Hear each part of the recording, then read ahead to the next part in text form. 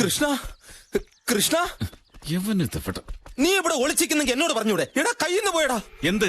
എടാ കല്യാണ ഡ്രസ് എടുക്കാൻ നാളെ രാവിലെ ചെന്നൈക്ക് ഫ്ലൈറ്റ് ടിക്കറ്റ് ബുക്ക് ചെയ്ത് കഴിഞ്ഞു.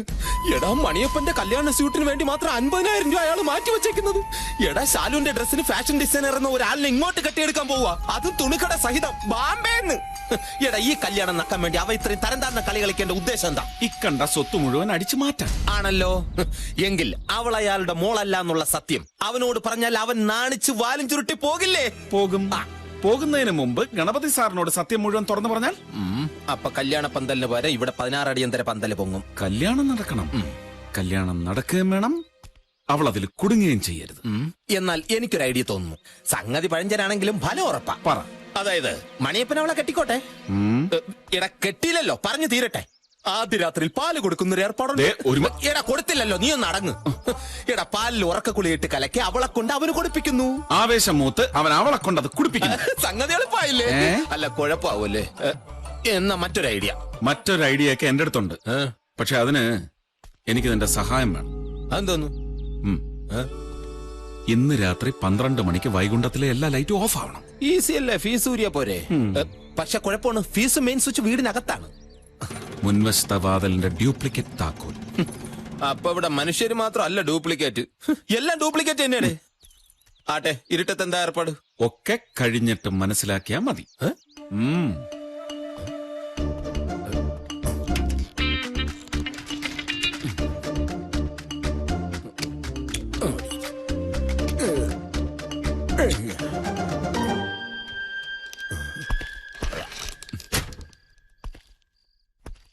ഞാനും ചെല്ലാം. ഇരുട്ടത്തവൻ എന്താ പരിപാടി? സംഭവം എന്തായാലും നേരിട്ട് കാണാം. അങ്ങോട്ട് ചെന്ന മുല്ലക്കലമ്പലത്തിലെ വെടിക്കെട്ട് പ്രമാണിച്ച് എല്ലാ ലൈൻമാൻമാരും അങ്ങോട്ട് പോയിരിക്കാ സാറേ. നാളെ വെളുപ്പിനെ ഒരു 11-11:30 വരാൻ നോക്കാം. മതി മതി മതി, സൗകര്യം പോലെ നാളെ വന്ന് നോക്കിയാ മതി. ഇതാണ് അവസാനത്തെ ചാൻസ്. അവൾ ഇങ്ങോട്ട് വരികയാണോ? ശരി.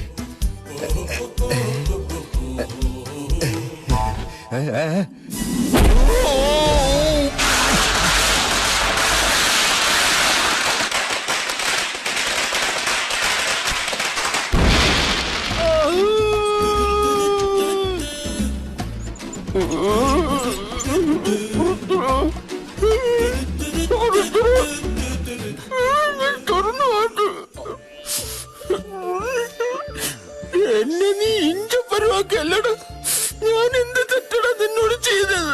ഇടാ, നിന്റെ അടുത്ത് ഫ്യൂസ് ഊരാനല്ലേ പറഞ്ഞുള്ളൂ. അടിക്കാൻ ഊങ്ങിയ കൈയുടെ ഇടയിലോട്ട് വന്ന് കയറാൻ ഞാൻ പറഞ്ഞോ? അനുഭവിച്ചോ?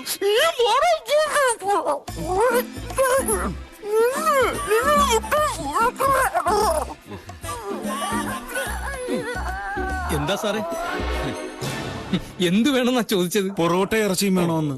നമ്മൾ ഇതിലേ കൊടുക്കും. പാവം. അതെ, അസുഖമെല്ലാം മാറിയിട്ട് വാങ്ങി തരൂട്ടാ. 6 മാസം മുമ്പ് 2 PC-മാരെ വെട്ടിയ കേസില്ലേ, എന്താ കൊണ്ടിയുടെ പേര്? വാളയാർ മണിയപ്പൻ. മണിയപ്പൻ. അവൻ ഇപ്പോഴും പോലീസിന്റെ കണ്ണുവെട്ടിച്ച് നടക്കാണ്. അന്നാ PC-മാരെ ഇതേ ഹോസ്പിറ്റലിൽ ഇതേ റൂമിൽ ഇതുപോലെ ഹിലാരി ചന്ദ്രനിൽ പോയ വേഷത്തിൽ. നമസ്കാരം സാർ. ഇതിലേതാ പറയാ? ഇത് തന്നെയാണ് സാർ, ഇത് തന്നെ. ഈ ശബ്ദം ഞാൻ ഓർക്കുന്നു.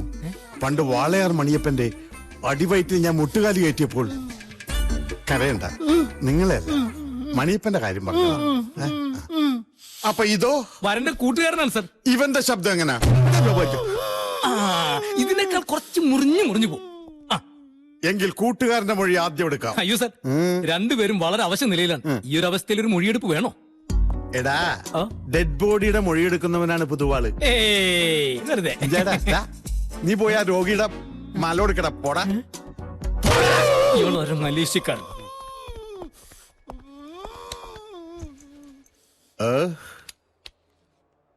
Hello, mike testing. എന്താ പേര്? പുൽപ്പരാജ് എന്നാണ് സാർ. നിന്നോട് ചോദിച്ചില്ല. ആക്രമണം നടക്കുമ്പോൾ എത്ര മണിയായിട്ടുണ്ടാവും?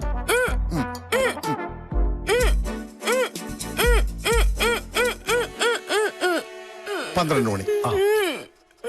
അടിച്ച് ചുരുട്ടി ഈ പരുവാക്കി എടുക്കാൻ എത്ര സമയം എടുത്തു? വെറും 2 മിനിറ്റ്. കേസ് തള്ളി പോകും. എത്ര പേരുണ്ടായിരുന്നു ആക്രമിക്കാൻ? ഒരേ ഒരാൾ.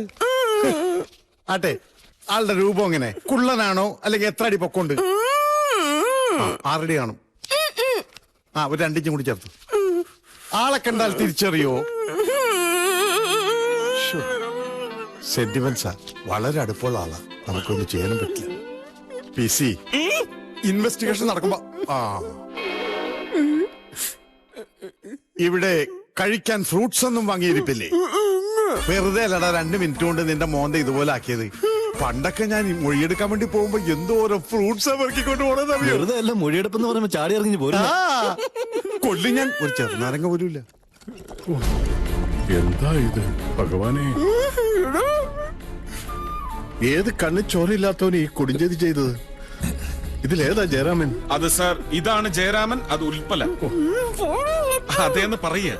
മതി മതി മതി മതി, താടിയല് പൊട്ടിയിരിക്കുക, അതുകൊണ്ട് വായും കൂടെ ചേർത്ത് ബാൻഡ് ചെയ്തിരിക്കുന്നത്. സാർ, ഇതെന്താ?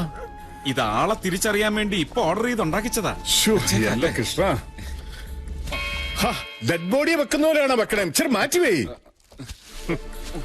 ഇത് കല്യാണം മുടക്കാൻ വേണ്ടി ആരോ കരുതിക്കുട്ടി ചെയ്തതാണ്. കൃഷ്ണ, തോറ്റു കൊടുക്കുന്ന പ്രശ്നമില്ല. നിശ്ചയിച്ച മുഹൂർത്തത്തിൽ തന്നെ കല്യാണം നടത്തണം. സ്വന്തമായി കൈയും കാലും പോലും അനക്കാൻ വയ്യാത്ത ഈ അവസ്ഥയില് എന്ത് ചെയ്യണമെന്നാ സാറി പറയണേ? ഡോക്ടറെ, ഇന്റൻസീവ് കെയറിൽ നേരെ കതിർ മണ്ഡപത്തിൽ പോയി താലി കിട്ടിയ സംഭവം നമ്മുടെ നാട്ടിൽ ഉണ്ടായിട്ടില്ലേ? അങ്ങനെ ഒന്നാണ് ഇതെന്ന് കരുതിയാ മതി. പിന്നെ ജയറാമിന്റെ അച്ഛനോടും അമ്മോടും പറയണ കാര്യം അത് ഞാൻ ഏറ്റു. അത് നമുക്ക് സാറിന്റെ ഓപ്പറേഷൻ ഒക്കെ കഴിഞ്ഞു വന്ന് ഡോക്ടറെ, ഓപ്പറേഷൻ കഴിഞ്ഞാൽ ഞാൻ ജീവനോടെ ഉണ്ടാവുന്ന വല്ല ഉറപ്പുണ്ടോ? എനിക്ക് 100% ഉറപ്പുണ്ട്. എന്നാ എനിക്ക് ഉറപ്പില്ല.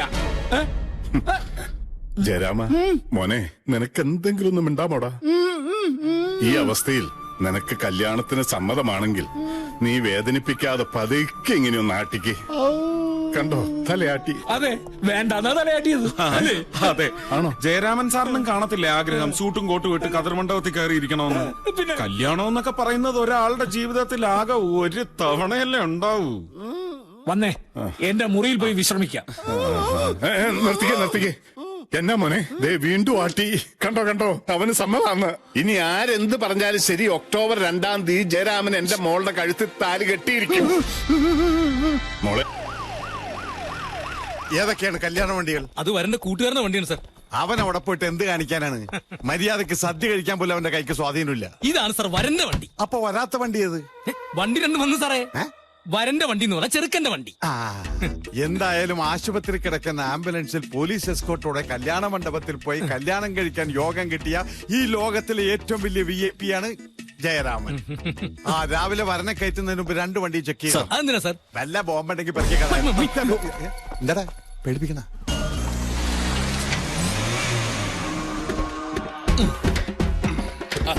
എവിടെയാടാ എന്റെ മകൻ മണിയപ്പൻ?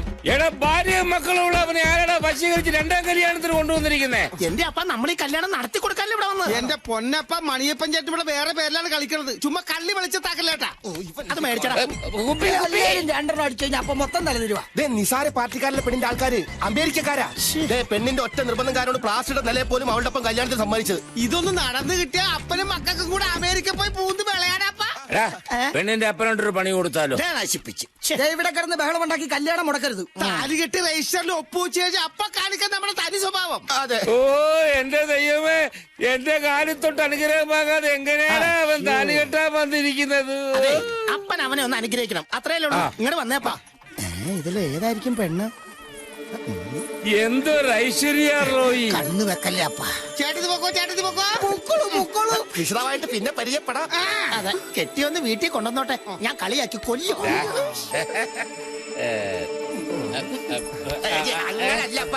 എന്നാ അങ്ങോട്ട് നടക്കടാ.